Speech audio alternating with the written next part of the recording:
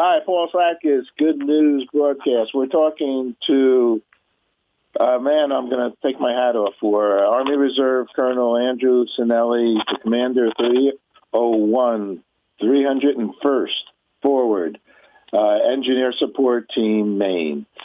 Did I say that right? You did, Paul. Colonel? Thank you very much. All righty. It definitely is a mouthful.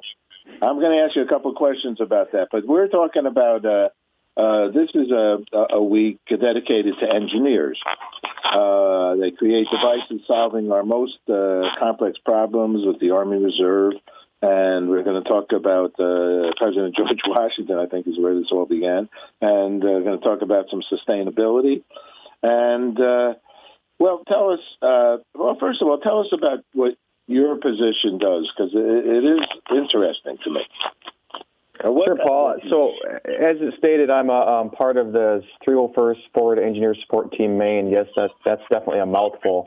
And what that is technical engineer units. And my headquarters is in Denver, Colorado, and I've got teams from Texas all the way up to Washington State, small technical engineer teams.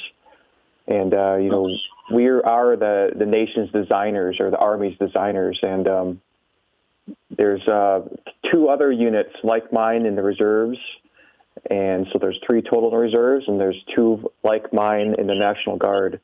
So we are a small field of what we call field force engineers. Wow.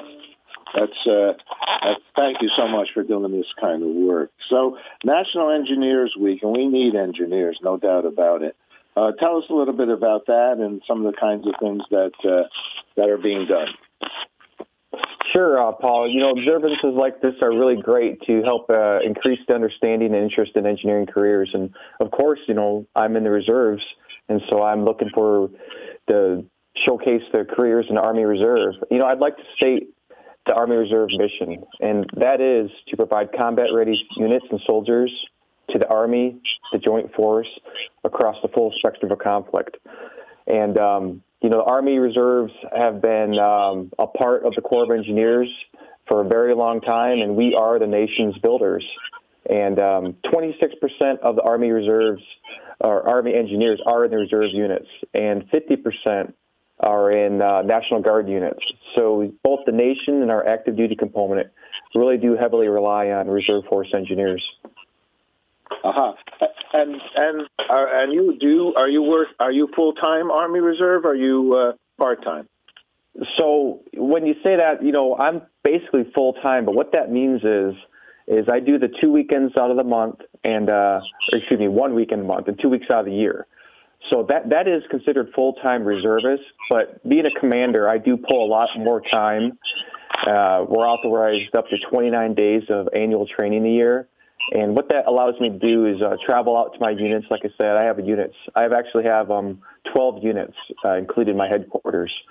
And so I travel to these units, and I participate in engineer regiment.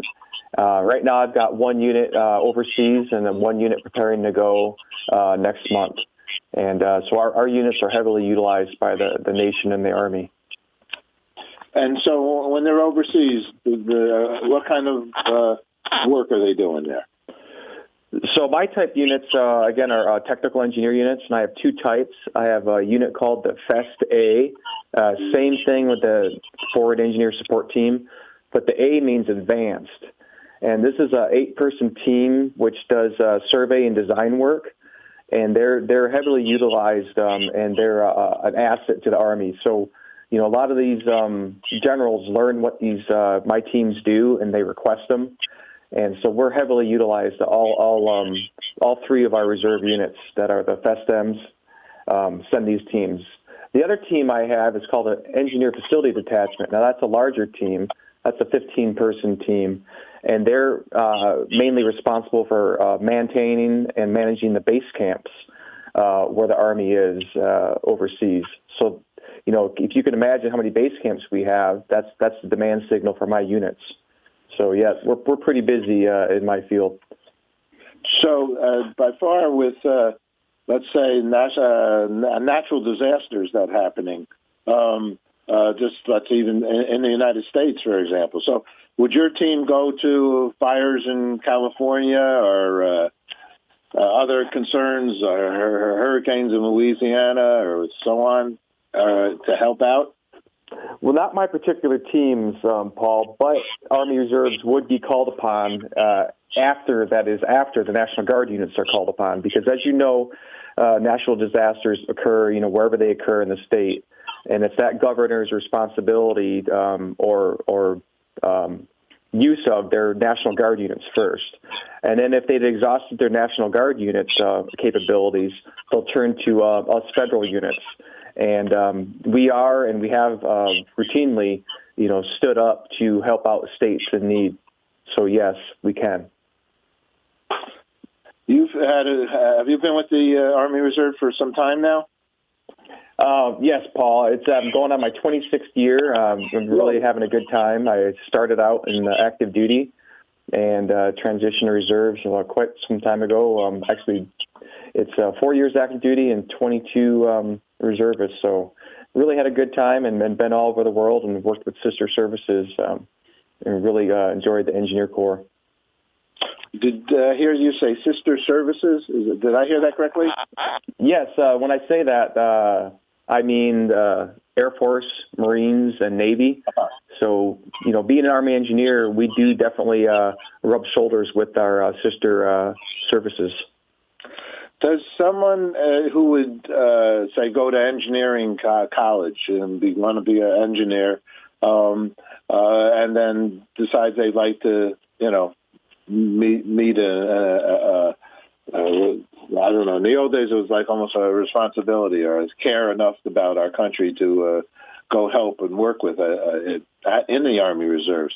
Do you need more engineers?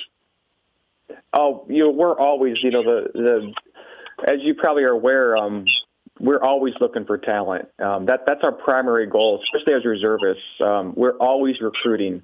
And I say like every member of my unit, which I have actually is quite a small unit, but it's 163 folks, and we are actually full strength, and which is hard to say for a lot of units in Army Reserves.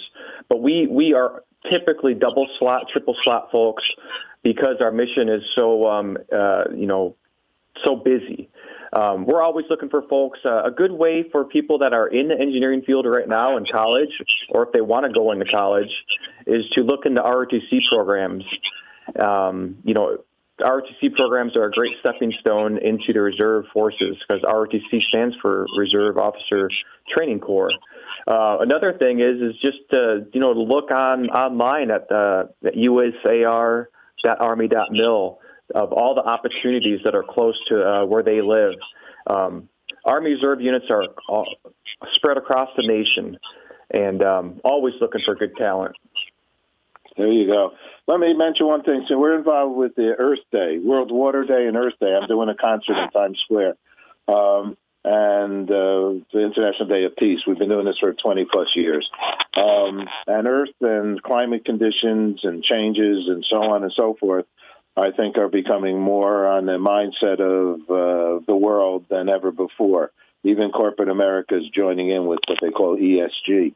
I see here the soldiers are also using their expertise to protect and restore America's environment, including critical efforts in the Everglades and Louisiana coast along many of our nation's major waterways. So that's a bit of work that you guys are doing, right?